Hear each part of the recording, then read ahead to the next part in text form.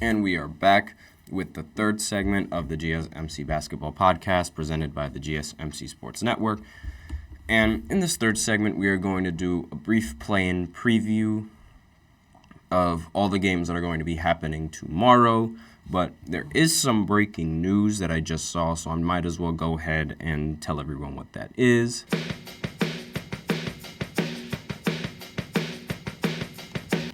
So, Haley Van Lith from LSU, she was the blonde guard that was guarding Caitlin, and there was a popular image circulating online where she just when she got defended by her, when she was defending her because Caitlin Clark hit a crazy shot over her head, and she was just like, I can't really do anything to stop that because if she shoots over me.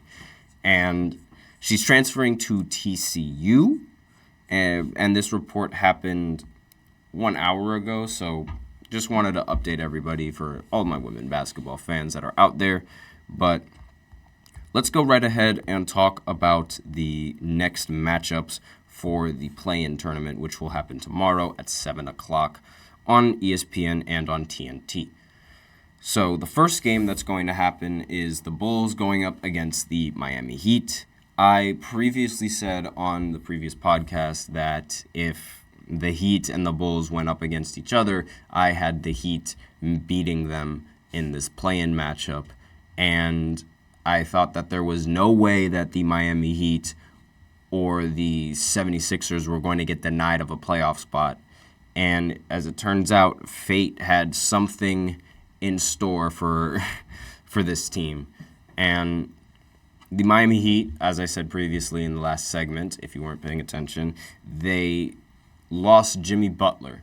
He has suffered an MCL injury and will be out for this next play-in game, therefore giving the Chicago Bulls a legitimate chance to make the playoffs and make this game very, very competitive.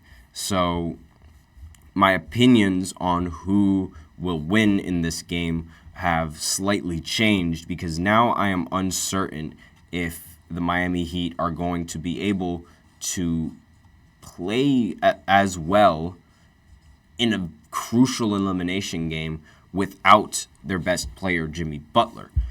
Now, I know I've said previously that playoff Jimmy is a myth, but that doesn't mean that he is not of great use to the roster and that the team could genuinely use him, especially in such a crucial game like this. So, with that in mind, I think this completely turns the tide into the favor of the Bulls. Even though the Miami Heat are going to be playing at home in this game, I am very, very skeptical on their chances of winning, simply because the Bulls, they do have the matchups, and now that they don't have now that the Heat don't have Jimmy Butler's defense and they don't have to worry about DeRozan being guarded by him, I feel like this just, again, it opens the door wide open for this team and it could potentially win, especially with Kobe White playing as well as he previously did in the last game. There's no telling how this Bulls team is going to play and, how well they're going to perform in this game. And given that blowout against the Hawks, now it's they've really shown that they have a chance. And it's really tough to decide who's going to win between both of these teams because, the odds and, the betting odds, they completely shifted. Miami was, before they were, if they were to match up against them, they would be, not even 5 point, maybe, 8+ point favorites. And now they're only 1.5 point favorites. And so, this, again, it completely turns the tide of this tournament. And it could, again, I don't think either of those teams are going to do much in the first round. I think the Celtics are going to easily sweep them. And so that's it's really unfortunate for either of those teams because they're essentially fighting to lose, in my opinion. I know that's a little bit harsh, and that's why we play the game and that's why we play the series, because anything can happen. But the game difference between the Bulls and the game difference that the Heat and the Bulls have between the Celtics is massive. So it's not really putting it past me to think that the Celtics are going to win this series easily no matter who they play against. Now, on to the Western Conference. Again, it's the same thing that applies. I was a little bit unsure of how the matchups were going to go in this game, but now that Zion Williamson has been ruled out with an injury, again, he's also been ruled out. So the same thing that happened in this Bulls game happened when the Lakers played against the Pelicans. And now I'm thinking that, like, the Kings, they genuinely have a chance to make the playoffs because they've held high seeds for a majority of the regular season, and they just dropped a couple of games that they shouldn't have dropped, and it eventually resulted in them making it to the play-in tournament. And they were in the playoffs before, but they just kept dropping games because of how competitive the Western Conference really is. That being said, the matchups again in the Western Conference, like, they're extremely unpredictable. I think any team can beat any team in the Western Conference. But with Zion getting injured and not playing this game against the Kings, I don't think the Pelicans will have a shot at beating the Kings. I genuinely don't think so because the matchups aren't really in their favor on the Pelicans side now that they don't have Zion, which is obviously very concerning because Zion he's not particularly that good of a defender like how Jimmy Butler is a defender, but he is good on the offensive side of the ball, much better than I think Jimmy is on the offensive side of the ball, at least what I've seen from Zion. And with Zion's ability to score, it effectively cancels out Sabonis's scoring. He could cancel out Sabonis's scoring, so it's if Sabonis ends up dropping 17 points, then Zion can match that 17 points, so that way it would be up to his teammates to decide the outcome of the game. Or he could end up outscoring him. Let's say he scores 30 and Sabonis only scores 17. That could also give the team a little bit of a boost that he needed. But now that Zion's not in the lineup, it's going to be up to Brandon Ingram and CJ McCollum, who did not play very well in the last play-in game. So I don't know how the confidence is for them going into this next one, given how they played in the previous matchup. But for the Kings, given how they won in a blowout, that ultimately gives them a lot more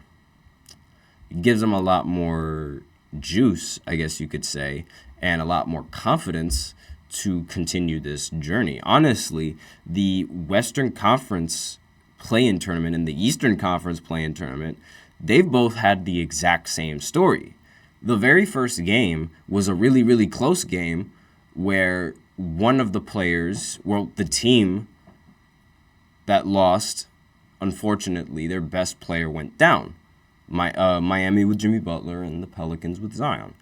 And then the next game that was played right after was a blowout for both teams. The Chicago Bulls blown out the Hawks, and the Kings ended up blowing out the Golden State Warriors.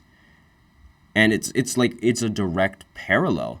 And both of those games had a player play, both of the blowout games had a player play very, very poorly than what was expected of them, like Klay Thompson and Herter in both of those matchups. So it's really it's almost parallel with each other in these matchups.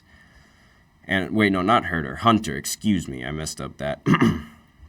I messed up that last name. He's used to averaging 15 points a game, but ended the game with 8. So obviously that really, really hurt his team. And it's really a direct parallel with both of those matchups, making it even more uncertain on who's going to win for me. I genuinely have no idea which of these teams is going to win in this round. And I'm really, really excited for that because I thought that the battle for the 8th seed was going to be relatively easy to decide on the Eastern Conference. But now it's much more open given the unfortunate injury of Jimmy Butler. But it makes it a little bit more interesting, this game. And along with the Kings and the Pelicans, again, like I think that the Kings are going to easily win this game, but still it makes it a little bit more interesting. So, because the Pelicans, they still have a pretty formidable roster, and still have relatively good players that should be able to produce just enough to end up coming out with the win. However, that's given how they played previously, that's not entirely so certain. And they will be, let's talk about what the chances of each of those teams if they end up making it to the playoffs. So I think the best team that has a chance of beating the 1 seed is the Kings going up against the Oklahoma City Thunder. Then again, that's not really saying much. It would have been the Pelicans had the Pelicans had Zion in the rotation, but after his injury, I don't think so. And so I think if the Kings win, they definitely have the best chance of beating Oklahoma City. But for the Eastern Conference, I don't think any team has a chance of beating the Boston Celtics. And again, this could also just fall flat on my face because the Celtics, they have a tendency of underperforming when they really should be playing well. So if the series doesn't end in less than 5 games, then other teams might realize that, they're not invincible, and give them a boost into being able to beat them and trying to play them. So that's some more implications there. And I'm not entirely sure who's going to win against with the Kings and the Pelicans. But I'm going to be tuning in to both of these games because I'm very, very curious at the results. I really hope for a good game from both ends. Maybe Kobe White can play really well again and make this game fun, but we'll see how it goes.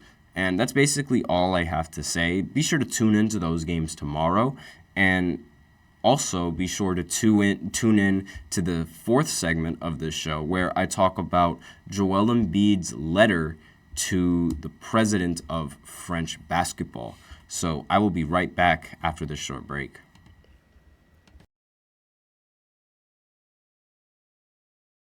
For the best and latest podcasts available anywhere, go to the podcast app on your cell phone and type in GSMC to access free